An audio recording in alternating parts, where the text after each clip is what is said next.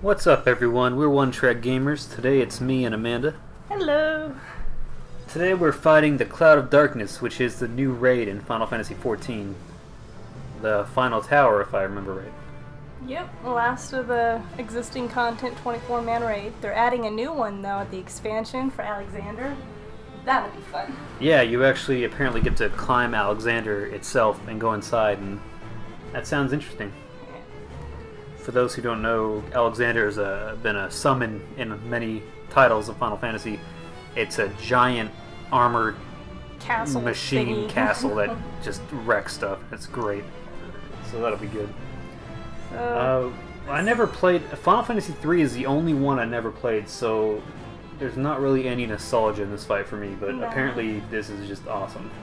It looks cool, and it's an interesting concept, but yeah, since 3 wasn't originally released in North America quite like it was in Japan, it just doesn't have the same appeal.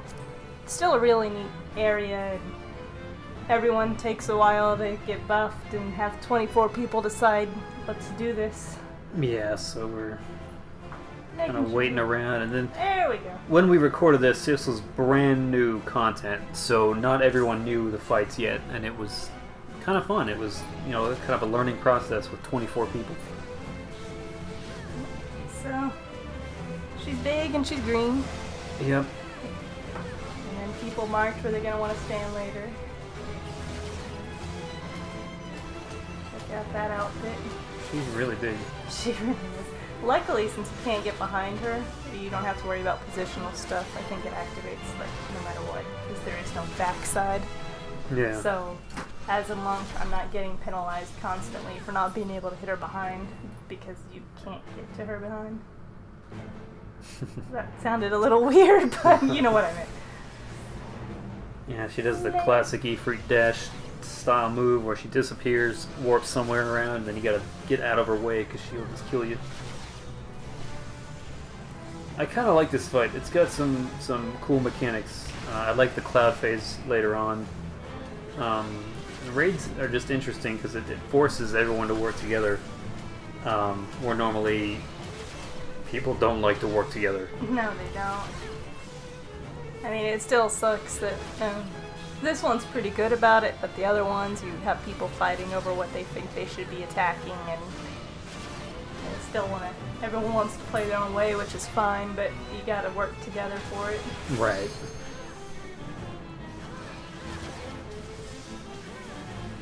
What do you think of the music, though? The music was awesome. It was a remix of the... I want to say it must be a Final Fantasy III song, right? It has to be, but I've heard it in many things, and I think they Maybe use it's it not. in Dissidia, and it's all over the place. So this was released in the... Was it 5.0? 5.1? 2.5. 2.0, I think so. Obviously, 2.5. We're recording this and getting the audio a little bit late. The Gold Saucer actually just released. That was 2.51. And that content is coming soon, and that's just amazing. But for the time being, this update actually added this raid, added the 3 new dungeons, as well as more main story quests and side quests. Did it update the relic quest? No, I think that was actually on the one they just added with the Gold Saucer. Okay. I think. Yeah, these clouds are kind of cool because they're moving quick. If they get all the way across the map to her, then she gets stacks of something she can use and hurt everyone in a big attack. So you have to stand in the cloud and it'll slow it down and give you a chance to stop it. You gotta stand in meteor spots too, otherwise you take area-wide damage. Which doesn't make sense. Stand under the damage, or else you get damage. More damage. More damage. It is kind of nice to be a long range though in these kind of fights. You don't have to worry about getting in front of her and getting hit. Easier to dodge too, like you're not in their face, you can kind of see more of the area. Yeah.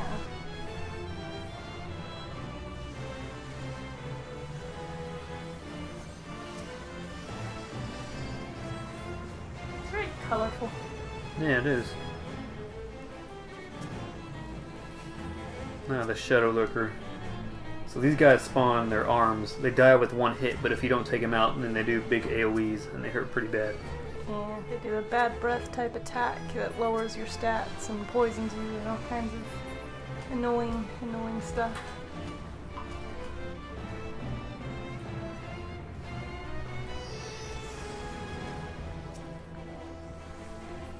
Do you think they'll ever add another boss from another game? Like a Sephiroth battle eventually, like over time? Like if they were willing to add Cloud of Darkness, I mean, could you see them adding like a raid in like Midgar or something like that, and like just another, Balam Garden, something cool like that?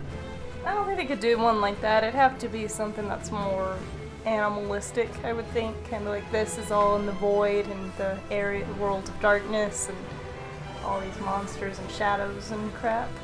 So you'd have to kind of... I don't think that they would be able to do most of them unless it's more... Yeah, anything that focuses on a person as the bad guy, I don't think they can do. I could see it being kind of cool. I think it would be interesting. Like they've done the little fake crossovers with some lightning material and Shantoto. Yeah, and then adding Shantoto, but they only did that the one time for those 2 events, and they haven't really done any other crossover stuff. So aside from Cloud of Darkness, obviously. But maybe that'd be kind of cool. I could see people having a problem with it, of course. But,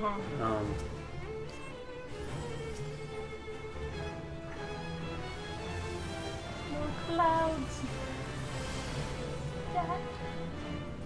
Clouds and meteors. Second time. Hope it doesn't rain too. Because bad weather, cloudy. Oh, I get it. Yeah. Good job. No, it wasn't. That one didn't even deserve a pity laugh. Oh, okay.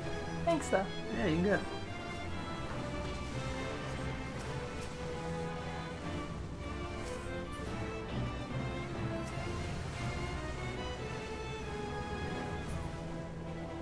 With all the yellow grids on the ground, it's kind of hard to notice the meteor spots, like where to stand. There's a lot of color. Yeah, at least they put like the blue rings around it as it's falling. Yeah, you kind of have to step in them and then it gets like really bright though. Otherwise it's kind of faint to start. There, she's done with him. Other mechanic to hide in your base. Yeah, I think that's coming up. Lions B is not doing too well. There's always one that doesn't do so well. I really like the mechanic of an earlier fight in this raid that we didn't record, but as you fight Cerberus, and that's that 3-headed dog mythical creature. And how that fight works is you beat him down. He's got these 2 chains on his collar, and they break off. And then you end up, I don't know, he spits up this juice and this like orb. So you have to get shrunk by the orb, and then you stand in the juice and he eats you.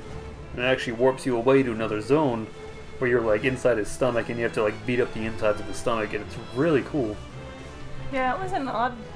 Like, it was one of the more unique of all the fights. Like, this is a cool fight here, and lots of laser beams and stuff, but all the mechanics are kind of rehashed versions of previous bosses, and the little meteor fall thing staying in the circle was in the end of the second tower run, and the lasers, like you said, are like Ifrit, and Siren even does something similar and whatnot, but that one with actually being eaten by the enemy and shrank and stuff, go into a different area mid-battle is neat.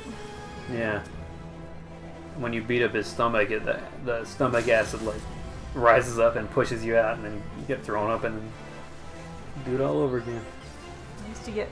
is it better to be thrown up by a 3-headed dog, yes. or to be other end? Nope. Thrown up every time. That would smell really bad after that fight. Eh. Yeah! Yeah, we did it. We get our loot. Oh yeah. Wait, I think this is the loot that... Yeah, that should have been mine. Oh, you weren't taking it though.